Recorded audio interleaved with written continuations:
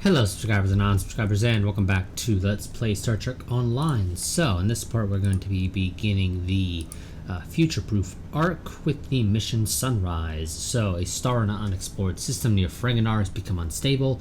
There's nothing to indicate any change to its stellar life cycle, so this is a perfect opportunity for us to chart the system, investigate the star, and improve our understanding of what's happening. With the war over, it's time for us to rebuild, to take stock of our situation, and to return to our roots as explorers. We've recently noticed that a star in an unexplored system near Ferenginar has become unstable. There's nothing to indicate any change to its stellar life cycle, so this is a perfect opportunity for us to chart the system, investigate the star, and improve our understanding of what's happening. I want you to head up this investigation. Find out why this star is suddenly dying, and make sure it isn't going to be a threat to any nearby worlds or systems. Okay. We've received instructions to pick up a stellar phenomena specialist, a Cardassian scientist by the name of Nora Zuval. She's currently at Deep Space Nine, but you can beam her directly aboard from the station. Noted, we'll pick up the specialist when we reach Deep Space Nine. And just transfer over there.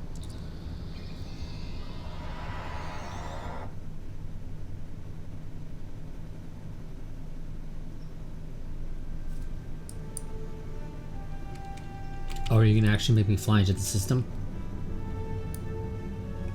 You are.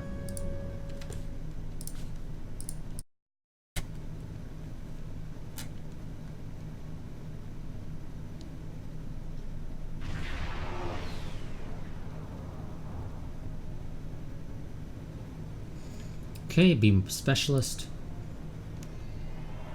Thank you for the pickup. I'm Tenora Zuval. Let's get started. My preliminary observations show some kind of unknown stellar problem. This unexplored system near Ferenginar is undergoing solar death. Basically, it's as if the star is going out suddenly, but there's no good reason why. We need to get close enough to take some readings and see what we can figure out. I see. Helm, depart from Deep Space Nine.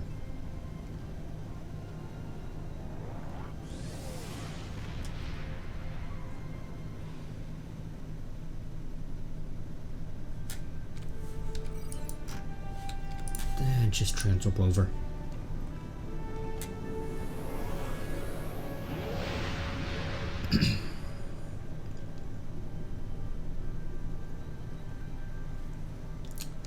And begin Sunrise.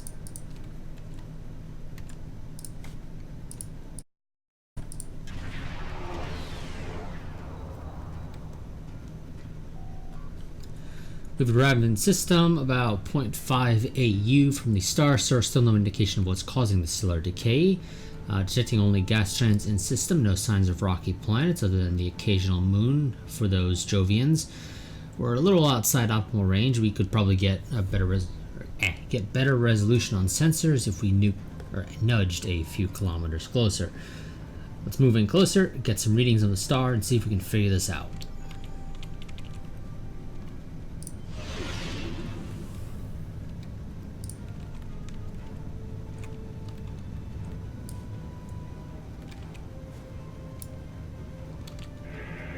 Okay, go ahead and begin the scan. Getting swamped with solar radiation. Try reducing the gain on your sensors. Okay, narrow EM band. Initial results don't make any sense. The star's core reactions are failing, but it still has so much mass that it should be conducting fusion. It's as if it suddenly decided that it was no longer going to do hydrogen fusion, just heavier fusion processes. Let's select some stellar particles and see if we can find any clues with a more detailed analysis. This kind of matter is ejected during corona events. We should be able to collect some with your ship's ram scopes if we head to one of the ejection zones. We'll set a plot of locations where we can take samples.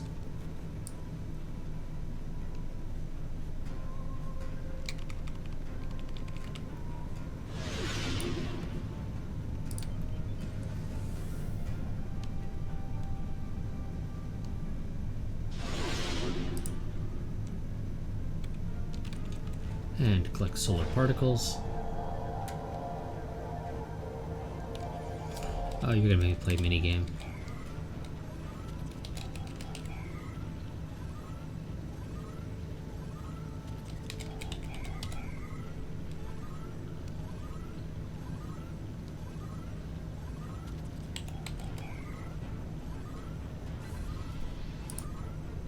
Results are coming in now.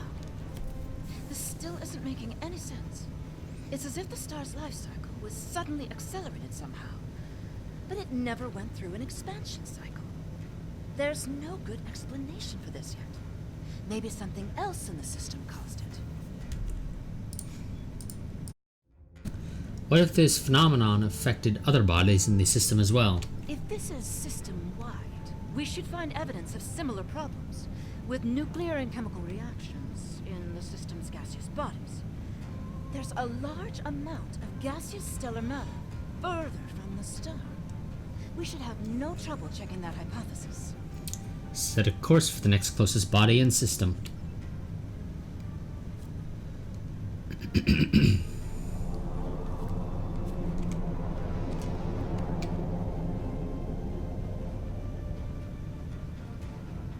This is very strange.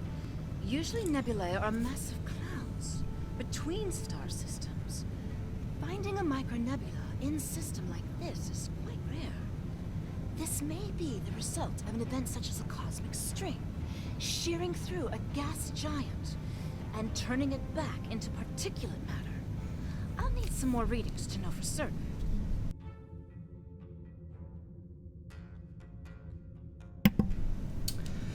Determine the best places to scan for information. All the particulate matter will make your ship's sensors unreliable beyond a few kilometers, and shields will be offline.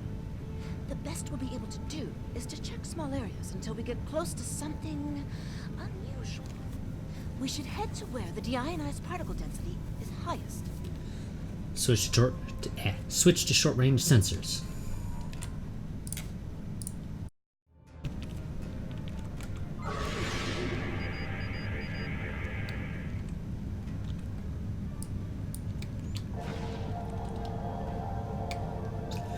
Reading deionized particles, icy fragments, trace amounts of inert materials, picking up some low-level distortion, possibly from impulse engines. Another ship may have been here recently. Keep searching. If there's another ship here, we should see if they know anything. Okay, just keep flying in a straight line. Full impulse doesn't work either.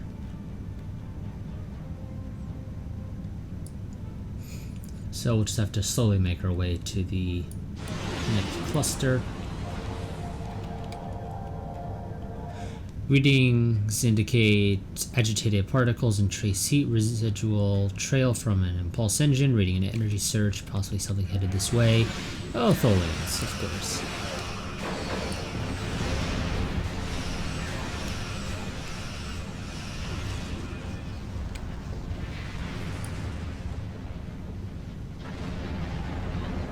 Ouch, okay, that hurt. I thought we were far enough away, but apparently not.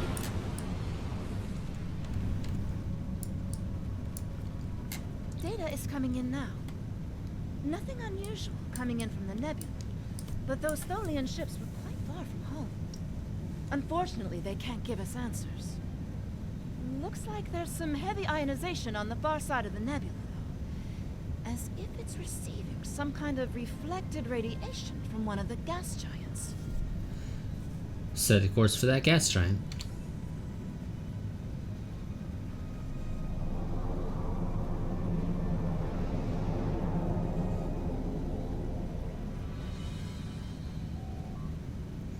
There's a large asteroid ring around this gas giant, so we're reading a few metallic asteroids and some low-level radiation, maybe some additional clues, but nothing concrete. There's a lot of small debris moving at high speed here, nothing we can't clear up with our weapons, but we'll just need to make sure not to miss.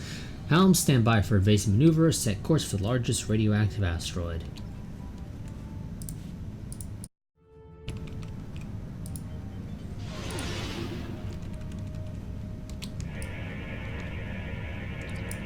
This asteroid is mostly silicates with a few small deposits of iron and magnesium, nothing particularly special. Move on to the next.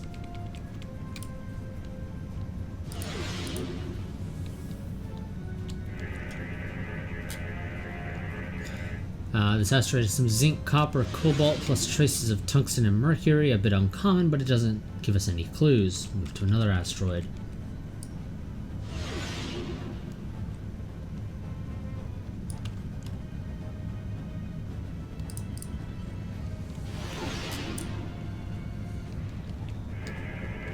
And scan the last one.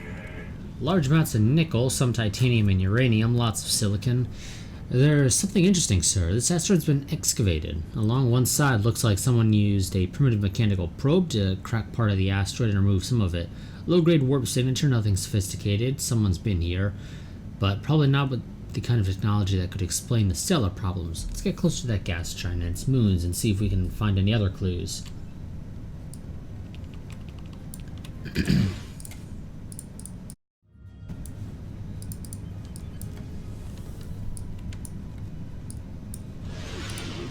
Applying an optimal location for scanning the gas giant and its moons should be on display now. This is interesting. We're picking up several moons around this gas giant, and some of them are habitable. Admiral, I'm picking up comm traffic. One of these moons is inhabited. Why don't we pick this up outside the system? Why didn't we pick this up outside the system? There are thousands of background signals in space, sir, many from civilizations we haven't encountered yet since a primitive long-range scan of the system, or a preliminary long-range scan of the system, showed no Class M or L planets. It seemed that nobody thought it would be inhabited. Our computers just classified the signal as ambient background until we were right on top of the transmitters. Universal Translator is updating now. Any signs of starships or bases? Few minor orbital facilities, significant industrial infrastructure, 8 billion inhabitants. Sir, I'm picking up a few low-level warp trails, nothing the size of a starship, maybe a handful of probes. There's evidence that we've come across an early warp-capable civilization here. Let's conduct a few more scans if this is a warp-capable society. When we make first contact, we don't want to seem hostile. Greetings, unknown vessel. This is Administrator Kumarke. Please provide identification. This is Admiral Korgath Jr. of the USS Odin. I represent the United Federation of Planets. Welcome to Lucaria. Visitors here are rare, but we're always gratified by the chance to meet and exchange information with travelers. I regret that you have arrived at a difficult time. You may have noticed that our home star has become unstable. I'm leading a project to try to reignite the star. Unfortunately, we've already suffered severe disruptions, and we have a lot of problems to tackle right now. You've had visitors from other species? Yes, we've previously had contact with the Zenkethi and the Ferengi. We've heard a bit about the Teferi and the Breen, but they haven't ever been to our system. Our home world provides for all of our raw material needs, along with a few mining outposts around the asteroids and the gas giant. We've never had a compelling need to engage in space exploration. Now that our sun is going out, we're scrambling everything we've got to see if we can find a solution or a way to evacuate at least a few of our people.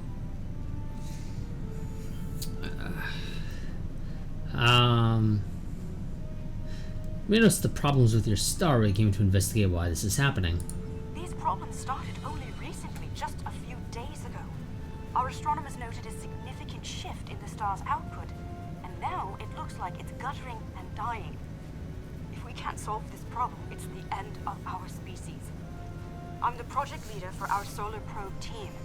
We're going to try to restart fusion with a quantum chromodynamic accretion burst, but honestly, this is a colossal problem, and it may be beyond us.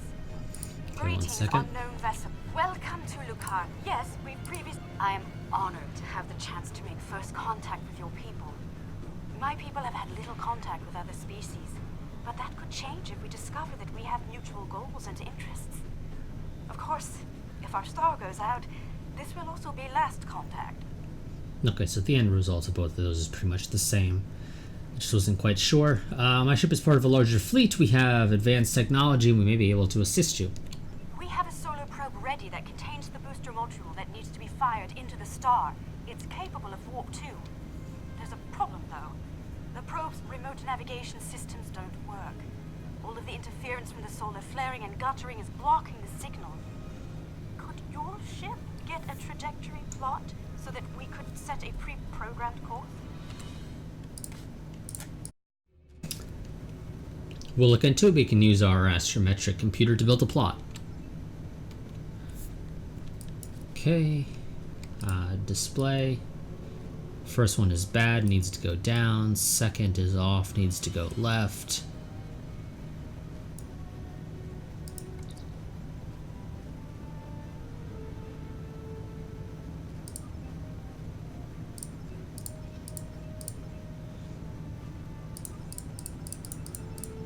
Nope.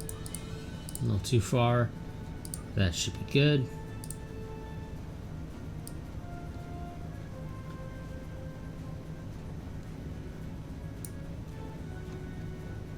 We're getting your telemetry now. I'll have my engineers prepare the probe. Let's see if this works. Nothing to worry about, just the future of my planet. We'll hold position for you to launch the probe. The probe's made it out of orbit.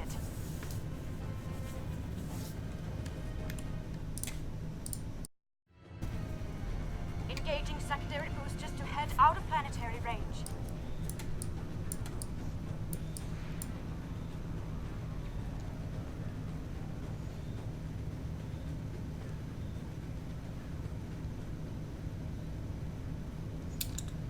Probe's engines It's are going hitting to full warp. burn. Tracking telemetry from the probe is probe. arriving Its at the guidance solar systems and corona. sensors are Deploying functioning in spite of the thermodynamic interference. No effect. It didn't work. Repeat. Well, it didn't work. That was our one shot. Thank you for trying to help. I'm not sure what to try next. Maybe we can evacuate a few people. Not going to give up. But the situation is grim. If your people can offer any other help, we would welcome it. But I just don't see a way to relocate 8 billion people in the next few hours.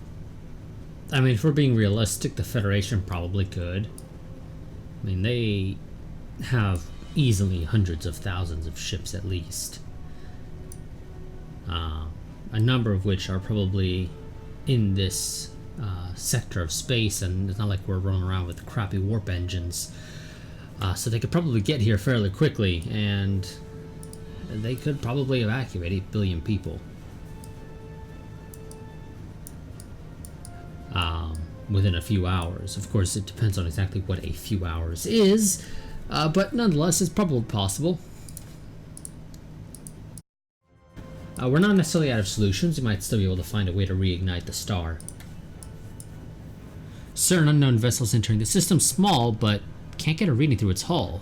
Getting very strange readings from this ship. Can't read the interior at all. Yes, my android told me.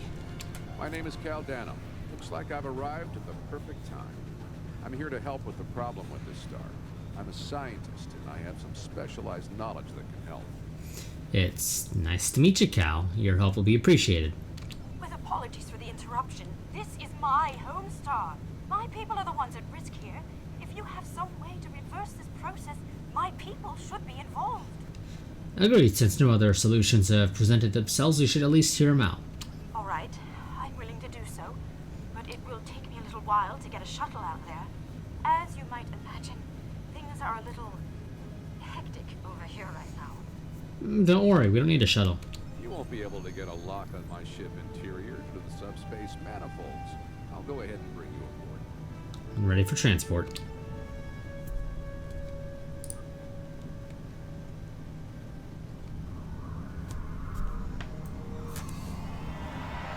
Welcome aboard. I'm Caldano. You moved me here without crossing the intervening space. You have quantum teleportation technology. Yes. We call it a transporter. It has a limited range, but it's useful for going from surface to ship. Impossible! This ship's interior is massive, even though it's no bigger than a shuttle. My ship uses compactified subspace folds. It's bigger on the inside. Right now, though, we have bigger issues to handle.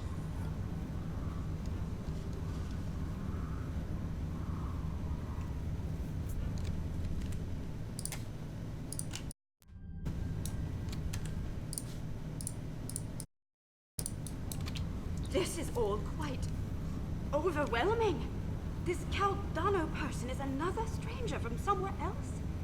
And you're here to help with our dying star? Yes, we came to investigate the star and now we're involved. Oh. Yes, I suppose I can see how a star suddenly dying might attract someone's attention. Normally my people are explorers and we would open diplomatic relations to engage in first contact, but this isn't a normal situation. It's an odd coincidence. We'd probably never have met if it weren't for the trouble with the star. My people have never really had any desire to go exploring out there. We've sent a few probes and met a couple of neighbors, but we're happy at home. We have what we need, so why risk it? I guess this crisis answers that question. The galaxy is bigger than us. And to survive, we need to look past just our homeworld. The United Federation of Planets makes exploration and peaceful contact with new species one of its primary missions. You know, I haven't actually played this mission as a Klingon, but I'm curious how the dialogue is different there, because obviously you can't say that exploration and first contact is one of our primary missions if you're playing as part of the KDF.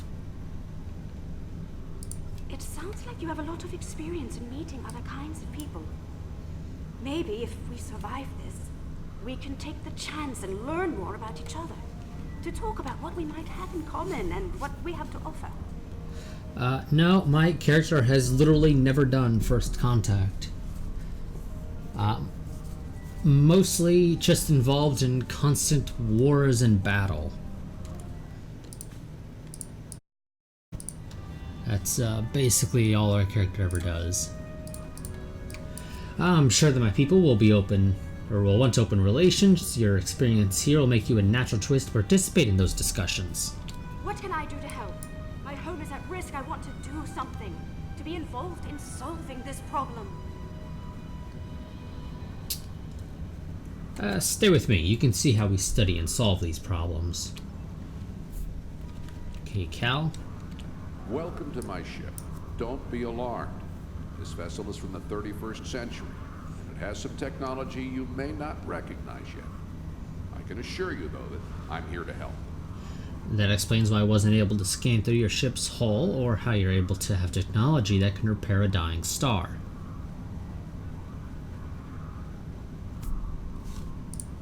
Oh, I guess my NPCs are talking a little bit. Yes, I think they've been talking for a little while now. Oh no, someone just... No? Okay, I swear one of them was talking, but No, it's just Kumakari talking, asking if she can see the rest of the ship after this is all done. Correct. I'm associated with the temporal division of... Well, let's just say that I'm an ally from the future, and I'm here to save the Lucari star. So this involves changing the time stream. I've had about enough of that recently. No, I'm trying to prevent changes. Someone's tampered with this star. It's not supposed to die out here. The Lucari don't disappear today, at least not if we have any say in it. I have some technology that can help, but we'll need to rework it in order to repair the star's fusion processes. What I need you to do is help me align this matrix to match the star's original spectrum. Could you explain in more detail? This matrix can adjust quantum induction fields, but restarting stellar processes isn't its normal use. This task should be simple. Go to each console and adjust the intensity of each color spectrum in the mix. When you have the right mix, the matrix on the center console should match the original color of the star.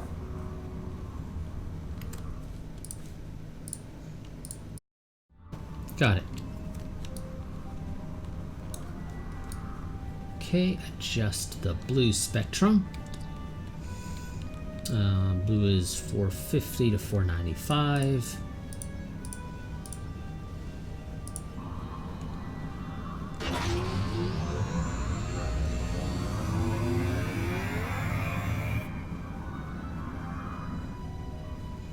Sir, while scanning, got some data on Caldano, and it's a little surprising. He seems to be a hybrid of human and Vulcan, with a small amount of DNA from the people of this world. Apparently, at some future date, these people, the Lucari, have a stronger tie with the rest of the galaxy. So he's not just protecting this planet, he's protecting his own ancestors from annihilation. This actually means he's probably more reliable. Let's finish repairing this star.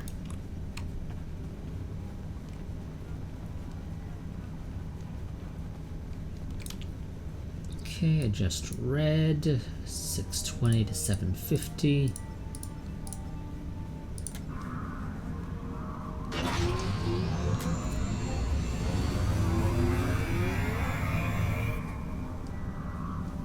Sounds like whoever tried to destabilize the Lucari star has decided to come knocking. Let's see who... They're packing a real wallop. Shields just went down. We have incoming. Your ship is from the 31st century and it took a single shot. Weapons ready, prepare to rebel the borders. You have some really crappy shields. I mean, mine are a lot better than yours, evidently. I can survive a Tholian hit. Keep them away. I need to finish these computations. I have the device shielded in a force field, but I can't deploy it until these Tholians are out of the way. Shields are back up. They shouldn't be able to get any more boarding parties over.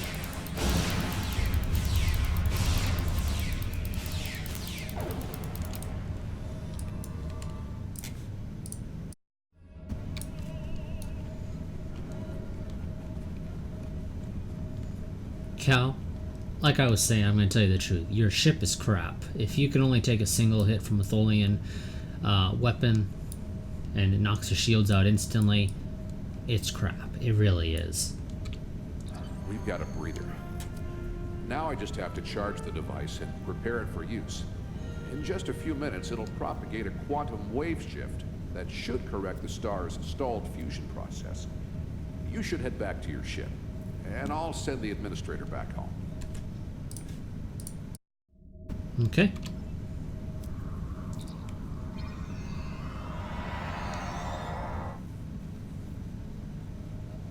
The device is charging. We should be just a few minutes away from repairing the star now. Standing by. Give us the talks, mutant.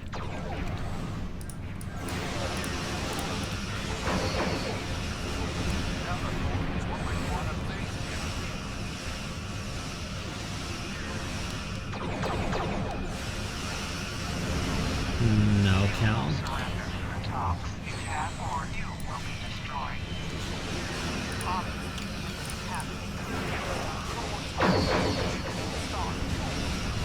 Now, Cal, they want the Toxie Thoughts, which, granted, that is the thing that you have, but whatever.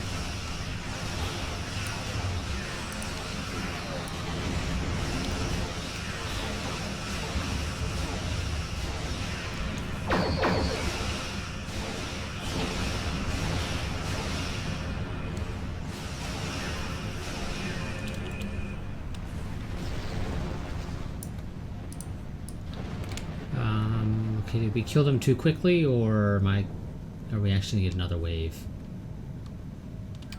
Okay, we are gonna actually get another wave. Caldano's ship is putting out some extraordinary power levels. Well, it is a ship from the 31st century.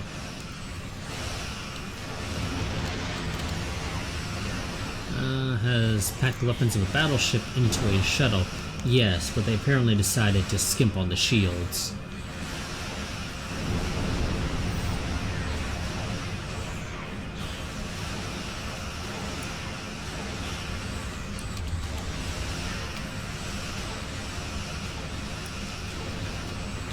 As evidenced by the fact that he took a single blast and all of a sudden his shields were down and he was being boarded.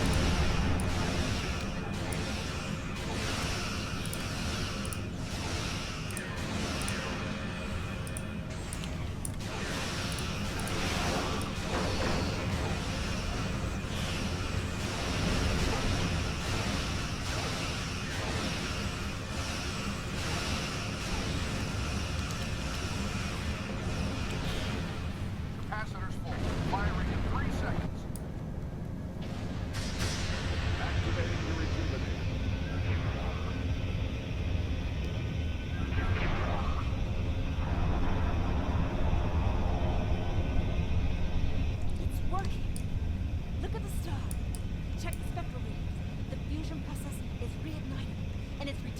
normal. Readings are stabilizing. The shockwave should be barely noticeable by the Lucari. Some of those ships have just arrived at our home system. They're attacking our home world. We don't have any way to repel starships like this. Please help us. On our way. You keep doing what you're doing, Cal. Please, you have to stop them. We don't have any warships to face them.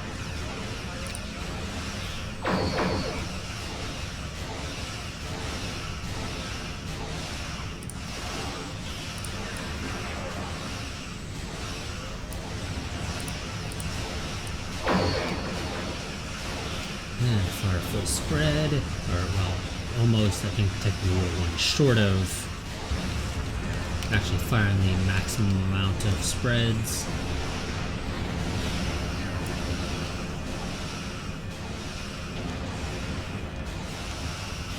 Tholians have managed to get my ship in a web.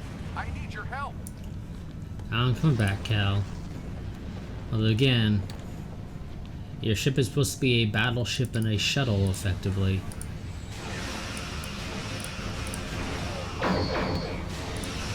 Yet it doesn't seem to be really working that well for you.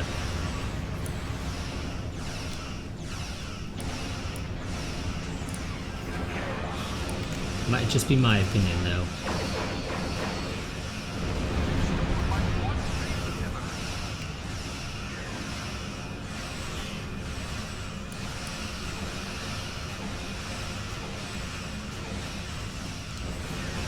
We'll get it back, Cal.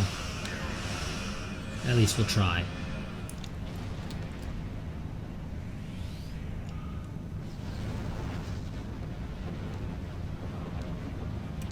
Thanks for the save, but the Tholians managed to steal the Tox Utot while they had my ship webbed.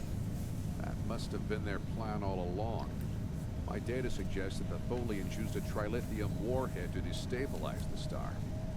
The amount of resources needed to build such a weapon makes it inefficient, to say the least. No, I suspected somehow they knew that I'd come here to save this star, and I would bring the Tox Utot. Fortunately, the Lucari star is safe. However, nobody else will be as long as the Tholians have that device. They could use it to snuff out or destabilize stars anywhere they want. We're gonna have to get it back from them somehow, but that means we have to figure out their next target. I have some thoughts on that, but I will need to do some calculations. These events, and the Tox Utot itself, are tied up in the temporal Cold War. The Tholians may not care, but by using the Tox Utot, they risk distorting the timeline by wiping out civilizations that are supposed to survive into the future, such as the Lucari. I'll be in touch. At least now the Lucari will have a promising future. You're assuming the Tholians are going to come back and hit the star with the Tox Utot. Caldano is correct. You have preserved our future. My people will be forever grateful. Not to mention my personal gratitude, of course. I think we have a bright future ahead of us, if you'll forgive my play on words. I am eager to see where it leads. Thank you once again. Again, we have not preserved your future. We have only delayed it. It's very much possible that the Tholians could come back with the Tox Utot and hit your star, and this time actually blow it up or whatever, substantially quicker than what the old method was. But whatever, my people will contact you again soon. We have many matters to discuss. I wish I could ask you about your science, your trade, your society. But I suppose there will be time for all of that now that our crisis has been averted. Won't there? First contact with another species, one of our most important duties. Our initial meeting has shown promise for an exchange of culture and knowledge. Yes, first contact is one of our most important duties, followed by fighting constant galactic wars that against threats that threaten the entire galaxy, and creating alliances for the umpteenth time to fight it. Eventually we'll just say, you know what guys, we gotta stop breaking up our alliances. Every time we finish a massive war, we just gotta keep our alliance permanent. I think our friend friend the administrator here is going to need a ride home. Would you mind? If you'll pick her up and take her home, I'll start looking for more data about the Tholian's plan. I thought you had sent her back, but apparently not. We'll rendezvous with you shortly.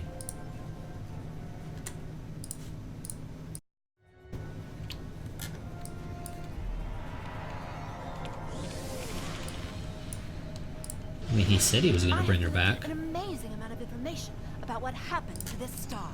Oh, our specialist is still Thank you for here. bringing me along.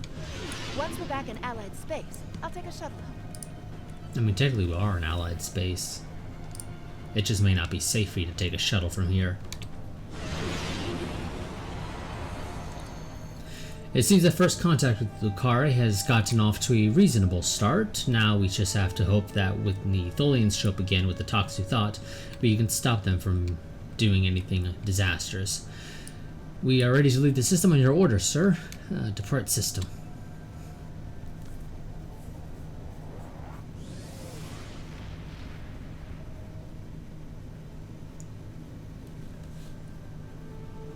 A first contact is a significant event for the Federation. We will be glad to open a dialogue with the Lucari people. Unfortunately, the loss of the Tox Uthat is troubling. We have some reports about this device from when Jean-Luc Picard encountered it on Ryza in 2366. And obviously, we can't let the Tholians keep a piece of future technology that can destabilize stars. We'll have to deal with that later. Yes, we will. Don't actually know if these are good enough to warrant using over fleet phasers. But I'll take that one anyway.